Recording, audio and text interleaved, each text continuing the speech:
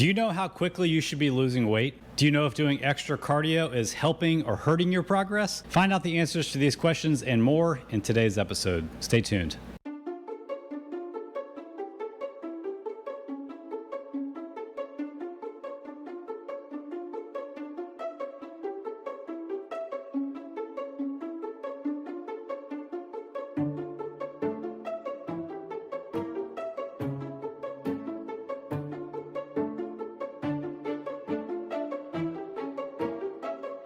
All right, guys, welcome to the Digital Barbell Podcast. Thank you for being here. If this is your first time stumbling upon our podcast, welcome. Digital Barbell is an online training and nutrition company owned by myself, Jonathan, and my wife, Blakely. We're committed to helping people all over the world get in the best shape of their life with common sense principles of training, common sense nutrition, and accountability that makes it so you can actually stick with the things that you say you want to do, and that leads to results. Glad you're here. One quick announcement before we get into the topic of the day. We have open enrollment right now for our 8-week workout program called DGTL and Under 45. This is our answer to helping you stay consistent with your workouts over the summer. 3 workouts per week that will take you less than 45 minutes, an optional 4th workout that's more focused on just your conditioning.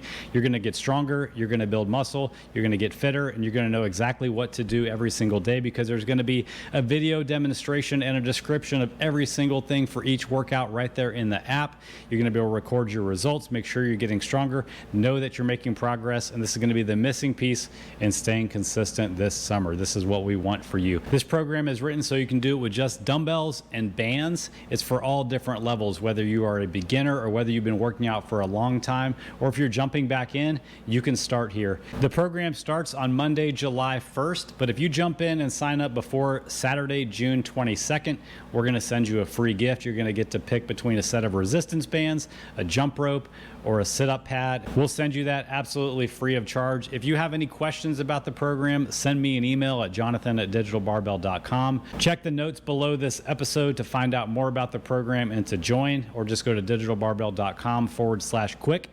And we'll get you going for July 1st. All right, well, let's get into the topic of this actual podcast. There are a lot of things that you could know about fitness and nutrition and weight loss, but we wanted to let you know that there are 5 things that are most commonly misunderstood. And we're gonna dive into those, maybe save you some headaches today. Number 1, losing a pound per week is too aggressive and a bad idea for most people. Even though 1 pound is a nice round number, it would mean that you need to eat about 500 calories per day less than you are now to lose 1 pound per week.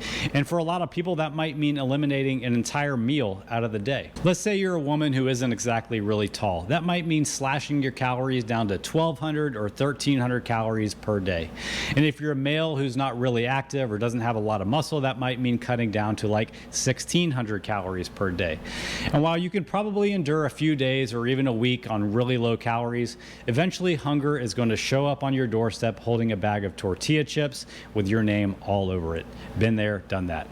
A less aggressive calorie deficit, something like 250 to 350 calories per day, it won't give you as quick of results, but you'll be able to stick with it, which is ultimately what matters for getting lasting results. If you'd like to see exactly how many calories we recommend for your goals, you can check out our calculator. I'll put the link to it in the description below. All right, let's talk about number 2. The first few pounds you lose on a diet are not fat.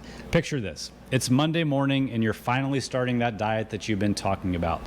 What foods are you now going to start avoiding? Bread, pasta, crackers, chips, cookies, cake, ice cream, candy. Sure, all those foods, they have a lot of calories, but what else do they have in common? They have a ton of carbohydrates. If those high carb foods have been a part of your normal diet, cutting them out means that you're going to lose a bunch of water weight right off the bat. Look at the word, carbohydrate. Carbs that aren't immediately burned for energy are stored in your muscles and your liver as something called glycogen. It's your reserve energy. For every 1 gram of carbs stored, it binds with about 3 grams of water. So in the initial days of a diet, you know, when you aren't eating as many cookies, you aren't storing as much glycogen. This is the intoxicating appeal of low carb diets. That initial water weight loss makes you think that you are killing it. But as you reach your new normal level of glycogen, things quickly plateau. And as always, how much weight you ultimately lose comes down to how many calories you're eating, regardless of whether they came from carbs or not. We teach our one-on-one nutrition coaching clients how to lose weight without cutting carbs. All right, number 3, doing extra cardio when you slip up on your diet is counterproductive. Tell me if this has ever happened to you. You're rolling right along with your diet, but then you mess up. You go over to your friend's house for dinner, you overdo it on drinks and appetizers and dessert, and subsequently you feel like a gross failure. You have a stroke of genius and you decide to make up for this slip up with an extra 60-minute HIIT session, a long jog, or a couple extra classes on the Peloton bike. Bad idea. For starters, you're laying the foundation for an unhealthy future relationship with food and exercise. Secondly, why do you assume that those extra calories you ate are going to be stored as fat long term? A big part of your daily calorie burn happens subconsciously through non-exercise activity. This is stuff like fidgeting or tapping your foot. It's called NEAT. Non-exercise activity thermogenesis. If the overindulgences truly were a rare occurrence, there's a good chance your body will see that extra energy and burn off the majority of those calories by ramping up your NEAT the following day. Sure, your weight will spike up from all the extra food, but after 2 to 3 days of normal eating, things will be back to normal, and you won't have had to punish yourself with unnecessary exercise. If you're someone who works out, you might even see a short period of increased performance from the abundant energy. Pretty cool, right? The last reason that extra cardio as a punishment for a slip up is a bad idea is because it's going to make you even more hungry. Exercise can be an appetite suppressant in the short term, but the day following your cardio penance, don't be surprised if you find yourself extra hungry and find yourself elbow deep in a bag of fiddle faddle. We teach our clients that the best thing to do when you have a slip up, like everyone does, is to simply make the next right decision. No need for shame or punishment. All right, number 4. Whatever methods you use to lose weight needs to become your new lifestyle and habit base. Let's say you work really hard to pay off $25,000 of credit card debt. You stop going out to eat, you delete the Amazon app off your phone, you cancel Hulu, and you commit to making your own fancy coffees at home. After a year of hard work, you look down and you have paid it all off. Go you. The next day, you celebrate with a venti pumpkin spice latte, and you're instantly reminded of what you missed all year. The next week, you finally treat yourself to that nice pair of workout pants that Instagram has been showing you for months. Fast forward 6 months, and you are fully back to your old spending habits. You know, the ones that got you in debt in the first place. The budget and the spending habits you used to get out of debt are gone, and you're headed right back to where you started. There was no permanent change to your habits. This is exactly how most people approach losing weight. They follow a list of rules to accomplish the goal, and then they throw the rules out the window and go back to whatever they were doing before. And not surprisingly, since their old habits got them into the situation they were in before, they end up regaining the weight and feeling like a failure. In their mind, the diet worked since they lost the weight, so chances are they'll just repeat the cycle over and over again with the same result. Understand this, friend.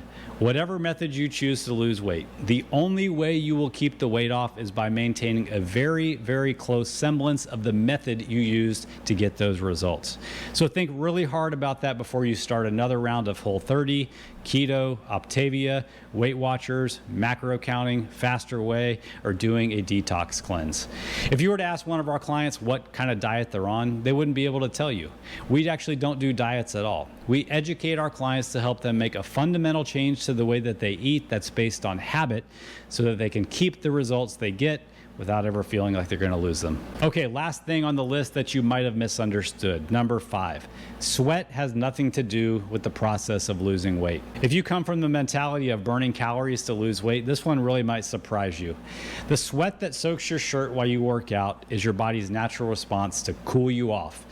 You get hot, so you sweat so you don't just boil over inside. That's not exactly a scientific explanation, but I think you get the point. But like I said, sweat is not a sign that you're burning fat or losing weight. Heck, when we lived in Boise, we did some super high volume, intense training sessions in our frigid garage that left our muscles feeling lifeless, but we never produced a drop of sweat because it was so cold.